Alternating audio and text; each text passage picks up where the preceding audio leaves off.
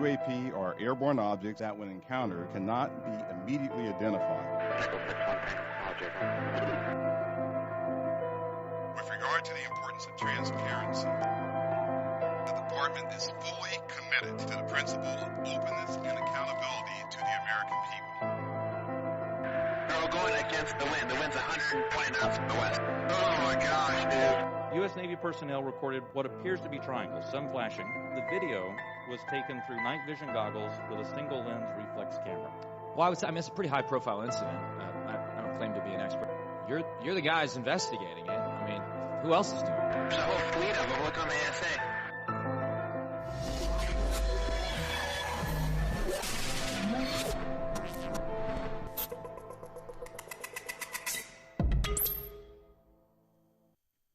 Good evening, ladies and gentlemen. Welcome to the show. We're already in the month of November. I was supposed to start the show and explain what I was going to do this week, but before I do that, this is dedicated to those who have been ridiculed, made fun of, and dragged through the media for the last 75 plus years. Need to get that in.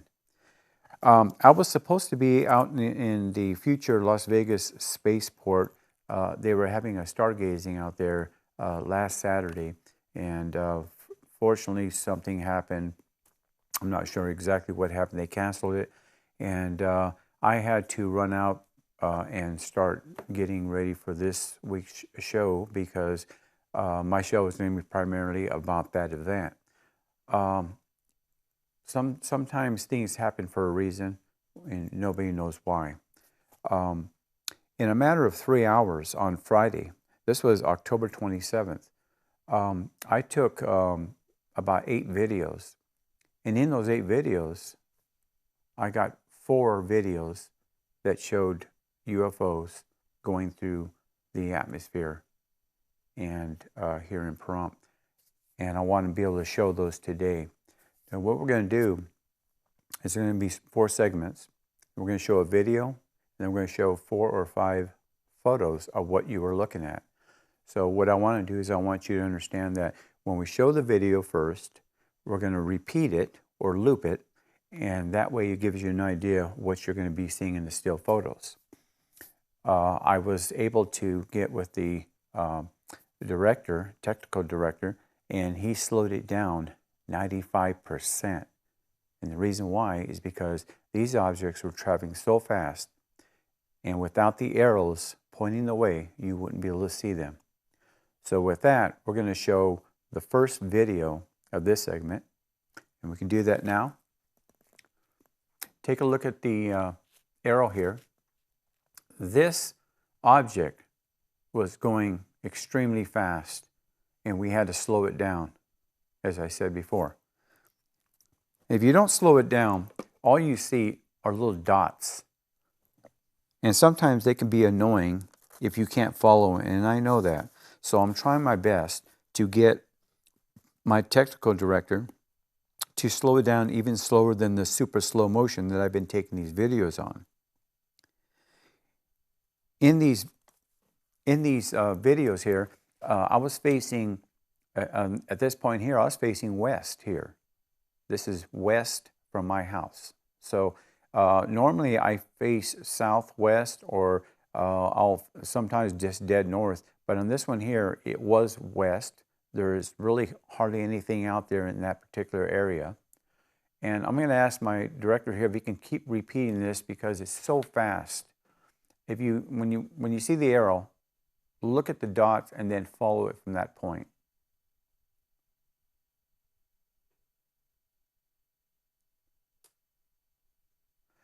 We try to gauge the speed here. I tried some calculations myself, and if I was in super slow motion and we had to slow this down 95%, I can imagine this craft had to be traveling between Mach maybe 20, because of the speed that it's going, even going down from super slow motion and taking super slow motion down 95%. That has got to be going Mach 20 at least. And if there's anybody out there who does calculations, as you can see, there is some background down there in the bottom.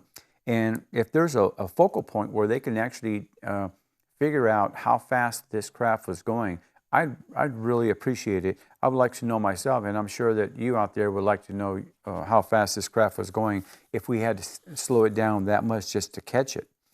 The 4 videos that I took were taken within a 3-hour period, and that tells you a lot, because, as I said, I was supposed to be out there doing this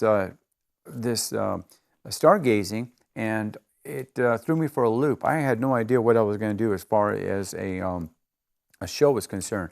I was going to have to go back to my archives. This will be the last loop here, and we'll go on to the first photo of this object. Now, I always take the leading edge. Whenever you see a video that I put on there, I take the very first darkest spot, which is the leading edge of the craft.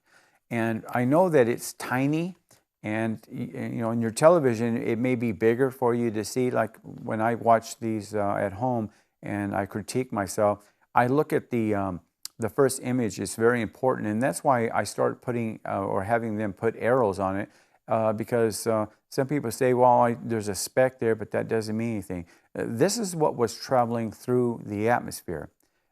You need to understand something that's so important, not only to people like myself who are ufologists and are looking for these objects that are traversing our atmosphere, but this was an object that was traveling in our airspace, United States airspace. This could be a tiny object, it could be a large object, but if you take a look at this, how many people would be able to spot this if they were walking outside and looked up? I don't think anybody would be able to spot it. And the reason why I got it is because, of course, super slow motion. Next photo. This is a larger, of course, image of it. As you can see, this started to leave a little bit of an entrail here. But now, as we go through these photos here, you're going to notice something, that this object, it keeps its shape. It doesn't start to turn into a diamond or a square. It keeps its original shape when it was going through the atmosphere. Now, I could have taken several of these stills, one from the beginning and then one at the end. And what I find is that they still keep their shape. They do not change. And as fast as they're going, if this was an object made on this planet, this object would be shooting out some kind of resistance, whether it be heat, whether it be flames. It would be emitting something from the back side. This object is not emitting anything. So let's go to the next slide. And I'm starting to use my different types of filters on this object to see if I can see any strange impingages, like if there's an antenna or if there's a nose to it or anything that might give you some kind of understanding of what this craft is doing. It was just traveling. Now, this was going at an angle. It was going into, I don't know what I would call it. I guess if it was down degree, it would be something like a 90-degree angle coming down. And if you would think that bottom part would be facing more to the left, but it's not. It's just a egg-shaped craft that looks like it's just coming down without having to change its shape or trajectory. It gives you an idea that this craft is not touching our atmosphere at all. It is not touching our atmosphere. And I can say that because of what scientists have said. When they said that it emits a heat signature or density, which is the dark part, and then all around it, you have a lighter area, which scientists claim that is cold air. So why is it emitting hot and then cold, or density and then cold? Scientists do not understand that. That is not part of our physics, not at all. next photo and last of this one. As you can see, the dark part is the one I've been talking about. That's what they call density or even heat. The scientists have saying these it's giving off heat, and yet on the outer edge of it, scientists say, and I'm just repeating what the scientists are saying since I'm not a scientist. They're claiming that that's cold air, and again, not part of our physics because they are not part of our physics. They are way ahead of us in time.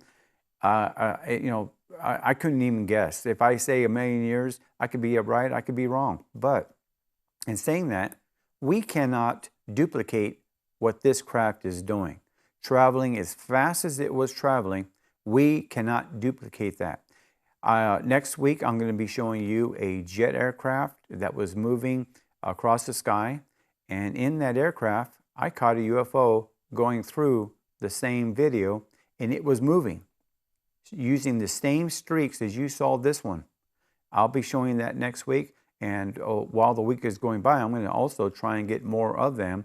So I'll be stationing myself out in the yard trying to wait for aircraft to fly by and take more videos. So hopefully I'll have more than just one to show you next week.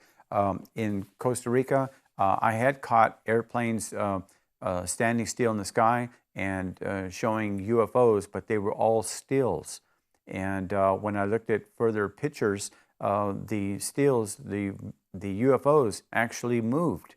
So had I videotaped them instead of just taking photos that particular time, I would have caught a UFO moving while the jet airplane that travels between 130, 150 miles an hour when they're landing was standing still in the sky. So these are the kind of, if you want to say, lucky shots that we get.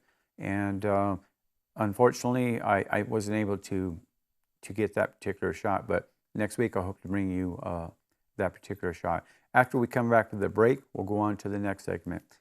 Thank you.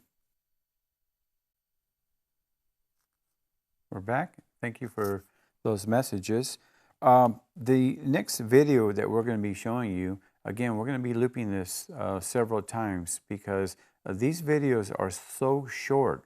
And the reason why they're short is because initially videotaping them in super slow motion, you only get 17 seconds. In reality, when I'm actually taking them, I have the camera on for 10 seconds. That's all I have it on for. But it gives you a 17-second spread when you're looking at it.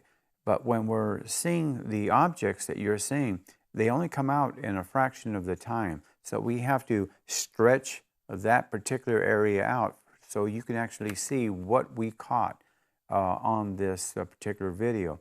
It's really important because I had a lot of people ask me a lot of questions about how is it that it's always in the front of the video or the back of the video. It's not in the front and the back. It's in the video, but it depends on where the object is coming from. So say for instance, if it's coming out to my right and I'm videotaping, you'll see it dead center. If it's coming out within 3 seconds of the video, you'll see it come up from the top. It's just like a delay. And it's hard to explain, but from the years of videotaping and taking pictures, I found that I figured these things out. And the way I did it was I would wait for a car to pass by, and I would look at my timer, and I would start the video, and I can see when the car was going to hit, and then it slowed down, and then it wouldn't even move towards the 17 seconds. It's that dynamic that gives you these craft when they fly in. And remember, a car is traveling, at least down my street, they're supposed to be traveling 35 miles an hour. Those craft are not traveling 35 miles an hour. I can guarantee you that because they're leaving entrails. So with that, let's go on to the second video of the day. And again, we're going to loop this several times so you can see it. Starting at the arrow, you're going to see this craft move. And again, look at the flag. And I apologize for my flag. We've had a lot of windy days out here, and my flag is shredded. So I'm going to be replacing that. But as you can see, this craft was coming in a steep angle again. It looks like another 90-degree angle coming down, and it passes right over the top of my flagpole, and that's where it ended up.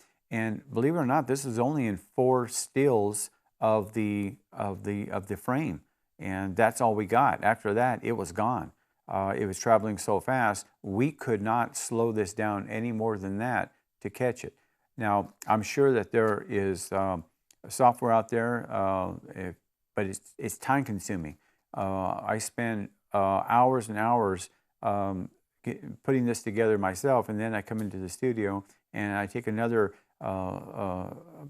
maybe an hour, 2 hours just to get it straight, so you can see at least something that's in the atmosphere, and it's the only way that I can get things done. It's very, very difficult. A lot of people say, well, just show stills. Well, stills are one thing, but videos are another. I can't stress that enough. When you see something flying in the atmosphere, it doesn't make a sonic boom. It doesn't seem to make any waves in our skies, like a ripple effect. That tells you that this is extraterrestrial. I hear jets fly by once in a while. I hear helicopters all the time. But whenever I hear jets flying really, really high in the atmosphere, I can still hear them, and I can see them once in a while. Maybe the sun will capture a glimpse of it, or hit it rather, and you get a little bit of a shine off of it, and you'll be able to see it. Those are the ones that you want to capture, because that's where you see UFOs. They could be either following it, they could be crossing its line, whatever they're doing, whatever their science is to watch us, that's what they're doing. So this will be the last loop here of this one, and then we'll go on to the photos of what you are looking at right here.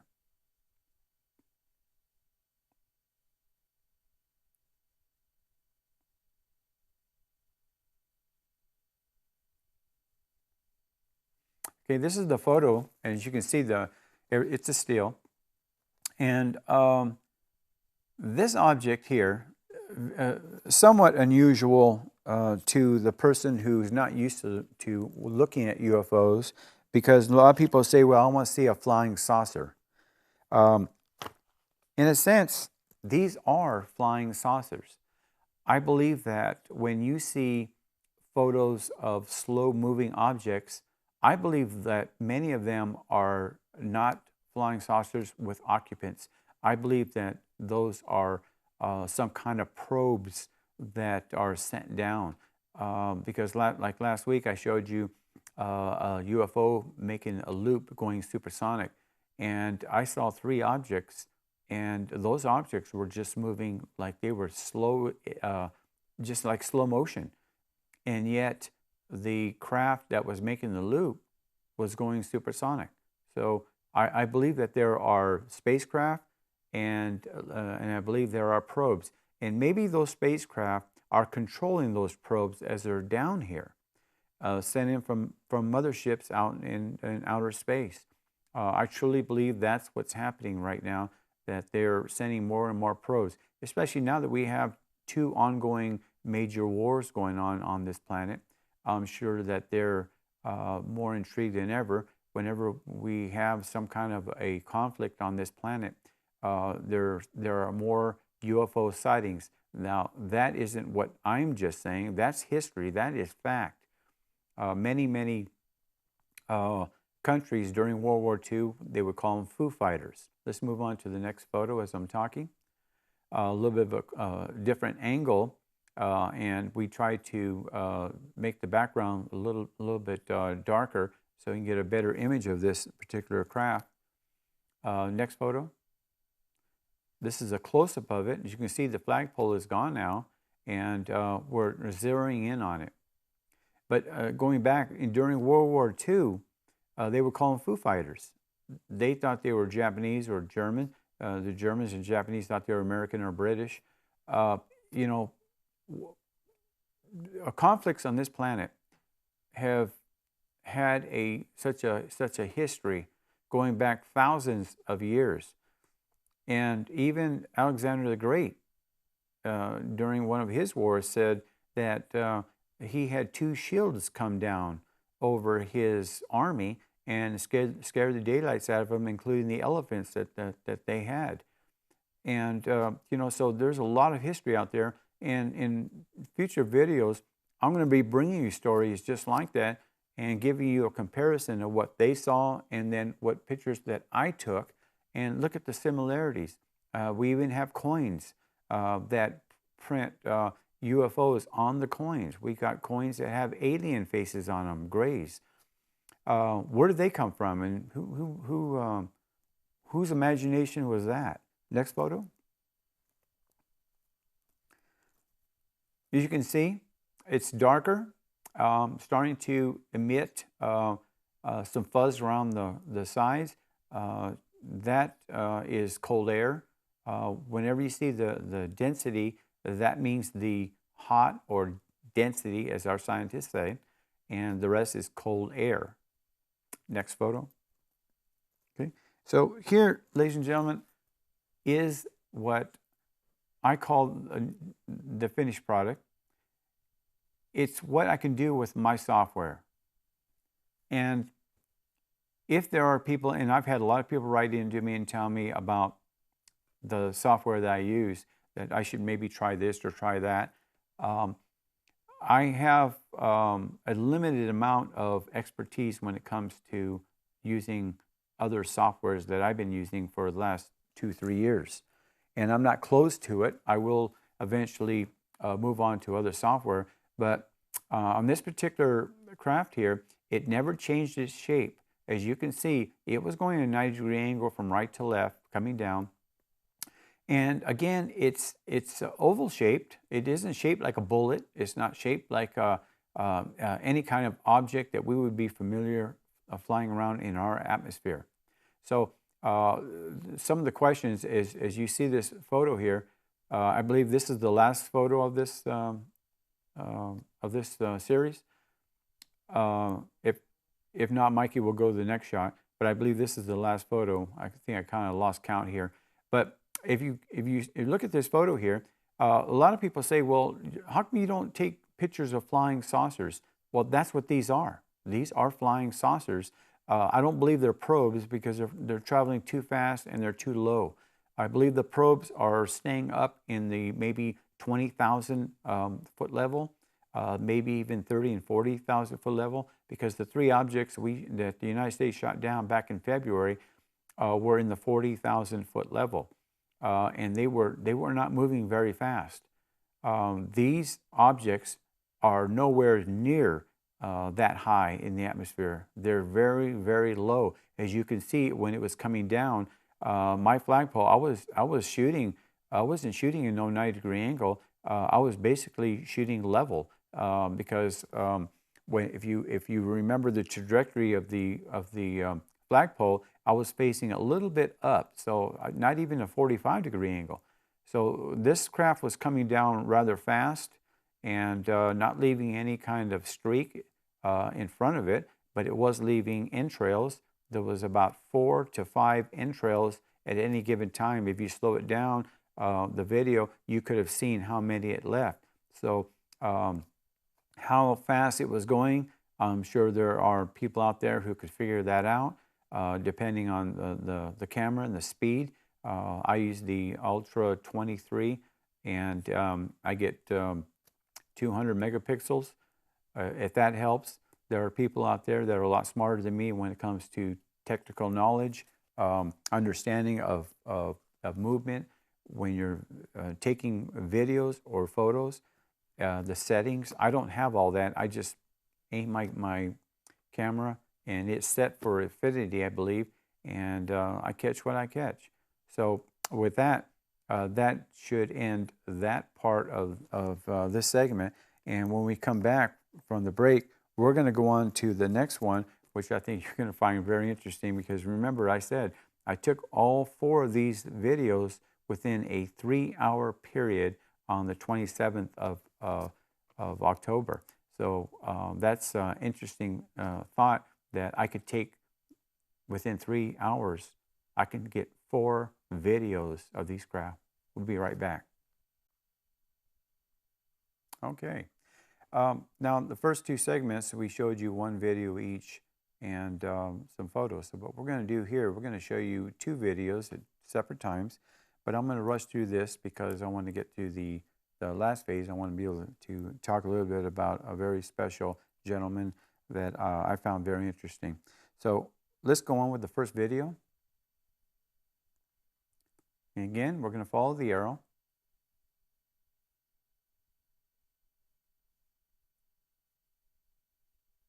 You can see the flag is moving in very, very harsh movements. And that's because we slowed this video down again 95% from a super slow motion. Now, you'll look at the arrows and you'll see it go by real fast. You have to look at it to see how fast this was traveling. As soon as you see the arrow pop up, try to follow it. That's how fast that craft was traveling. And as you can see, I'm facing a level playing field. I'm not facing a 45-degree angle. I'm not facing a 90-degree angle. But yet you can see this craft traveling at a level trajectory. And it's really interesting that I caught this one. I went through it about maybe 30 times, and I just happened to see one of the shots when I was videotaping. After I videotaped it, I just happened to stop it, and there it was. So I knew there was something on the 17-second delay.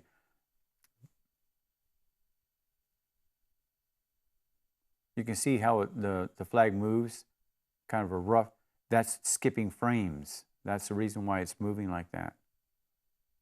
We'll loop it one more time, and then we'll go on to the photos, and we'll show you what you were looking at.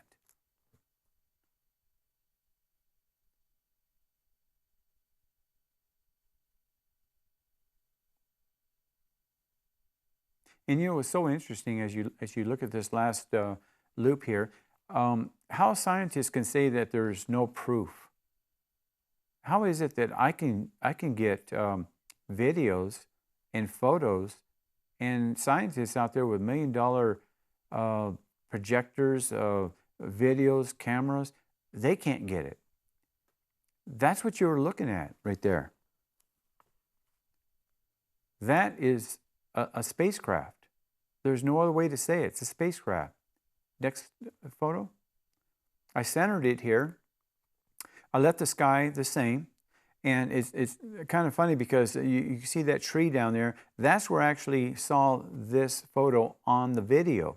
When it was going by, this is the one I actually captured, and I judged it by that tree.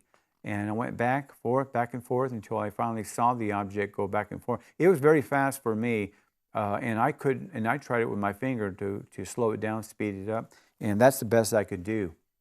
Next photo. Okay, that's a close-up of it. And as you can see, this is not an insect. Unless an insect can go supersonic, this was not an insect. Let's see if it keeps its shape in the next photo. It's a closer view of it, but if you take a look at it, now it was going from right to left, but in human thinking, we think it's going from left to right because it looks like it has kind of a nose to the right side of it and a blunt side to the left of it. But no, this is traveling from right to left. The last photo of this is a complete image of it using my software. Again, how many times have I said this? How many times am I going to say it in the future? It kept its shape. It's emitting a density in the center, or heat, as our scientists claim, and then it's got light on the outside of it. It's to me, it's distorting our atmosphere. It's not showing any kinds of streaks, and yet it's traveling through our atmosphere. It is an object. I can't tell you if it's a mothership because it doesn't look like it was that far away. So it may have been just a saucer shape, and I'm sure their saucers come in all different varieties. Just like our car manufacturers, we have all shapes and sizes. They have all shapes and sizes, but there's fly. Going on to the next video. Again, we're going to slow this down. Again, 95% from a super slow motion video. See if you can follow it. And as much as we slowed it down, look how fast this thing is traveling. And I have to thank my director, Rodney, for helping me on this, because without his help, I could never do what he has done. We're going to loop this several times because you can actually follow this with the arrows and watch this thing come down. This was coming nearly straight down from where I was videotaping it.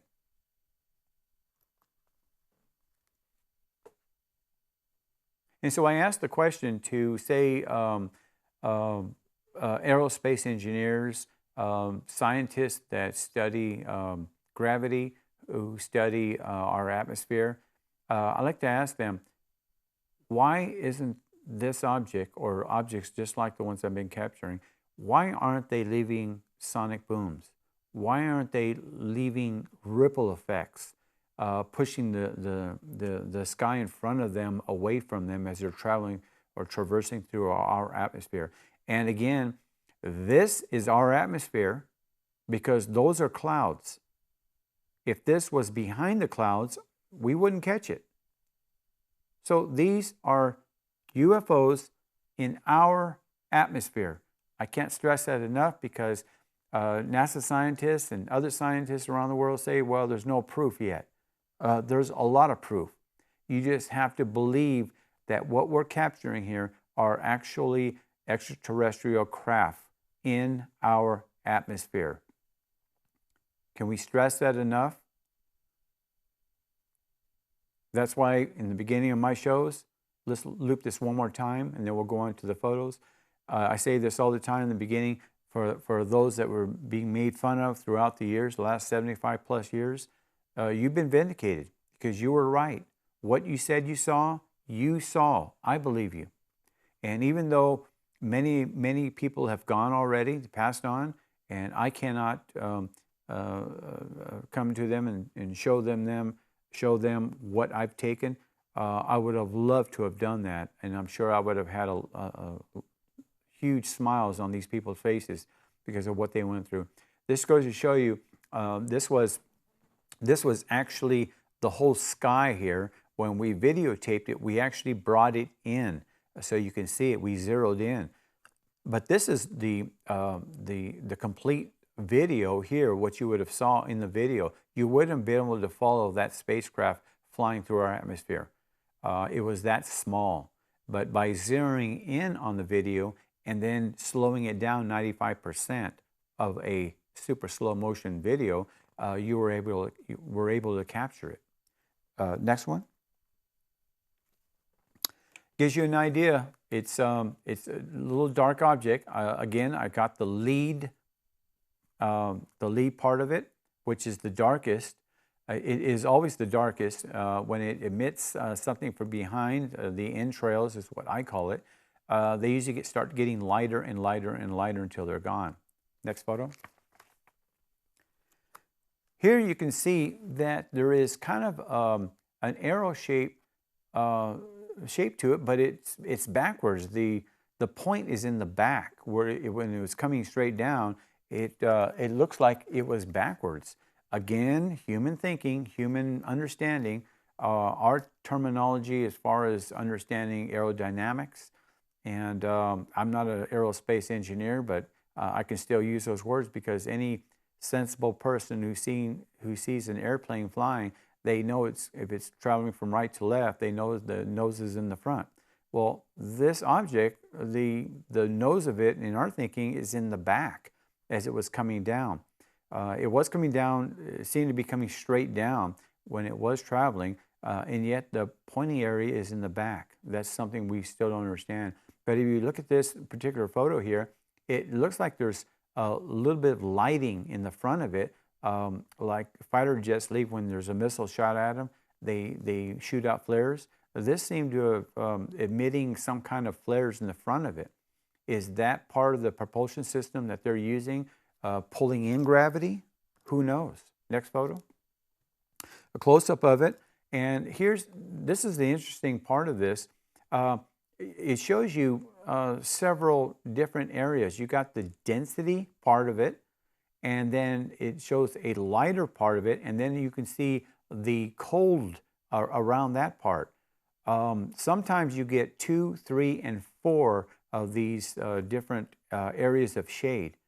And I think that is so important for a scientist to look at because, as I said, this seemed to be traveling straight down, and it had a kind of a diamond shape to it, but the leading edge that we would think would be a pointing part, it's not. I believe this is the last photo. We have one more. That's it. That's the end of it. And so this gives you a better idea here. Take a look at the center of it. You have mass. It's shaped kind of like what we would call a airfoil that is good for outer space. The delta wing, if you will. And then you got your purple color there. I believe that has to be some kind of electromagnetic field around it. And then you got the cold air, which is the light blue that it was emitting. But if you look at this and study it, and I'm sure that there are people out there who have the answers to what I'm saying.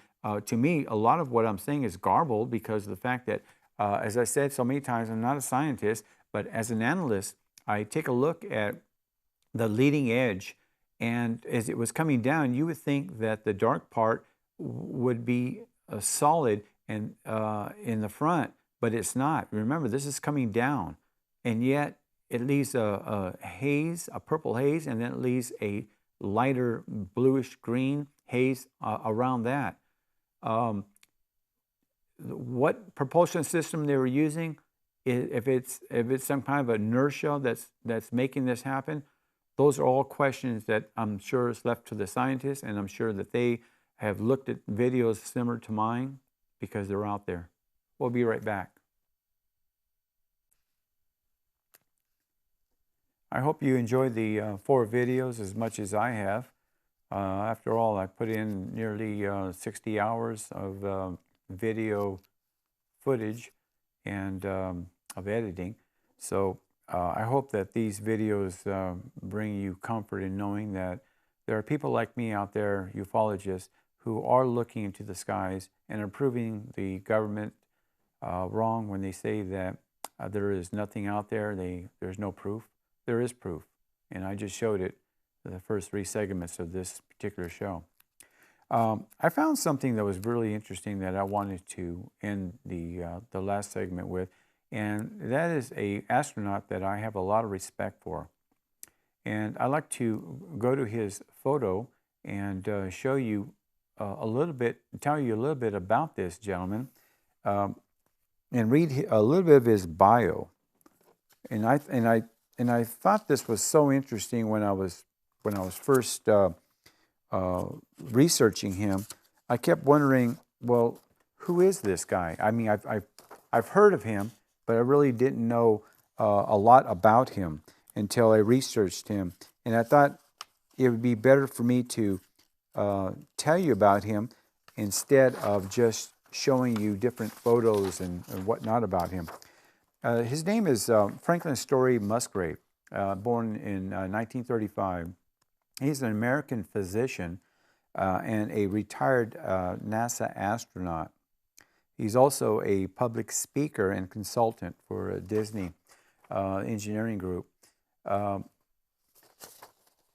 This man, he is so smart that he has 6 formal degrees.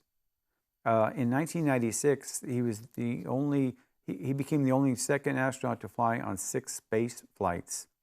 He is the most formidable educated astronaut with like I said, with 6 academic degrees. I got to tell you, the man is something else. You know, to have 6 degrees and be able to become an astronaut and whatever else he had in his background, just an incredible individual. Now, in saying that, I want to show you something that this gentleman had said publicly. I'm not making this up. This is public knowledge. So let's go to the next photo. And you can read that for yourself. And it's clear to what he's saying. It's not just on one, but on two of his space journeys. He saw a 6 to 8 foot long eel serpent-like creature. Now, why is that important? When somebody quotes a gentleman with that many degrees, evidently is a brilliant person. And when somebody quotes something like that, it's the truth, because he came out and said it on television. Next photo.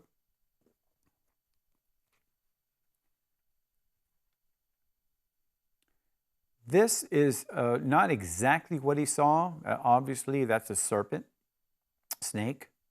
Looked like a cobra to me. But he said this several times while being interviewed. The thing about this is, when people say, well, it could have been a glitch in the glass when he was looking out. It could have been something on the camera lens. He said he saw it more than once. And why is that so important for me to say that? Well, no disrespect to him or any other astronaut who have come out and said things similar to what he has said.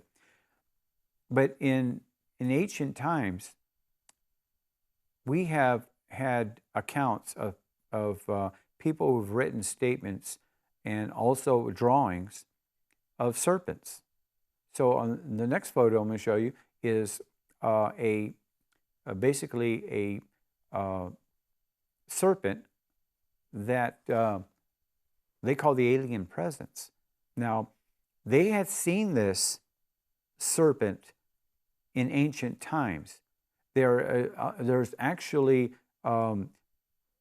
tapestries and paintings that show snakes, and a lot of people, or serpents, a lot of people don't realize that the serpent in, say, Egypt was worshipped. But here's the important part. Why are they showing serpents in regular tapestries of everyday people? But the snakes, serpents, whatever you want to call them, worms, they're on the side of the tapestries, the paintings, and most people thought they were there for decorative viewing, and decorative viewing only. Well, I don't believe that's the case. I was in Beatty, Nevada last year, taking pictures of the mountain area. The mountain area is approximately 5 miles away. And I was able to take a shot that I still can't explain. Now, what we did, we blew this shot up because it was in the very top upper left corner of the photo. So this is what I took. This was in the sky. This was in the sky. I don't know how else to say it. It was up there, and there was nothing around it. I looked at the photograph that I took. I did it on a high-resolution camera, and I took a look at it real closely, and it seemed to have windows on the top shiny part of it. The sun seemed to be illuminating the very top of it for some reason, but not the rest of it.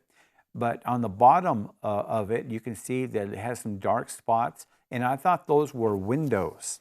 I'm not exactly sure, but I thought those were windows. Whether or not this is just a spacecraft, but this is what they could have been seeing hundreds and even thousands of years ago. Again, you can see depictions of objects similar to this on tapestries and paintings, but they make them look like snakes because that's what they would look at these objects and think they were. flying snakes, or maybe a snake for some reason got caught in the wind and it flew in the air. But let me show you. I got a photo here I'm going to hold up. And you can see down here, this right here in this corner here is the rock formation. And on the other side here, there's some plant life. But it was taken in this corner here is where that serpent was. I know it's light and you can't see it, but this is where that serpent was. And it was just a real small area. And that's the reason why we blew it up. Because I wanted to, if I would showed you this photo on TV, you wouldn't grasp what we saw. And that's why it was so important for me to show the picture of it. Again, this was taken in Beatty, Nevada. And in an upcoming video, I'm going to be showing photos of Beatty and what I found there. There seems to be a lot of craft flying over those particular mountains. Now, I was facing north from Beatty.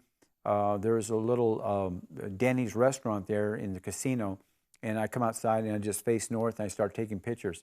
And I've got a lot of videos and a lot of photos of objects, but they're so far in the distance that I haven't really taken a better look at them to get better resolution to see what they were. But on this particular shot that I showed you of this serpent, I believe, and I looked through the internet, and there's only 6 good photos of what they call serpent photos, UFOs, serpent UFOs. I believe they said there's only 6 of them. They're not counting mine because I wasn't part of that grouping that they were talking about. So whether or not this was a classical serpent UFO or something just falling out of the sky, I can leave that up to you. On the last photo that we're going to show is again in Beatty, and this is an image here that we're going to zero in on that object on the top, near dead center. There's an object up there above this barbecue restaurant that's in Beatty, and it was just sitting up there. Very, very tiny, but it was sitting up there.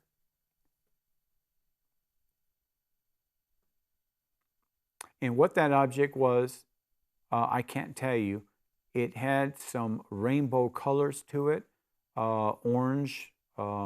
It kind of looked like a caterpillar or a snail with a lot of vibrant colors on it. I think that, did we zero in on this, Mikey? There we go. That's what you want to see. Okay. My brain kind of got stuck there. I knew there was a zero in on it. This object was up there. Again, Beatty, Nevada. And if you ever go there, take pictures. You'd be surprised what you see out there. What this object was, I don't know. I've never seen anything like it. It doesn't have a dark shape to it. It doesn't have a glowing shape to it like we see in the sun. It was just up there. And you can see from the beginning of the photo, look how far away it is. We zero in on it. And that's the best we could do. When we started coming any more than that, you start to get a lot of distortion, fuzziness, and it just didn't look like something you'd be interested in looking at. But that's the best we could do. And I thought that was so important for me to show that the last shot for this particular video. I'd like to hear from you. I've heard from several people, and they seem to ask me the same questions. A lot of people ask me the same old questions, and I don't mind repeating them because it's so important. Mostly, they fear these objects. You don't have anything to worry about, believe me. They're not here to hurt us. They're here to monitor us. I want to thank you for staying with me for the hour, and if you can look into your heart to support me. We have the 2 things that I sell here just to keep my videos going for $25, and for $20. And I hope that you can support me, and I appreciate it. Thank you.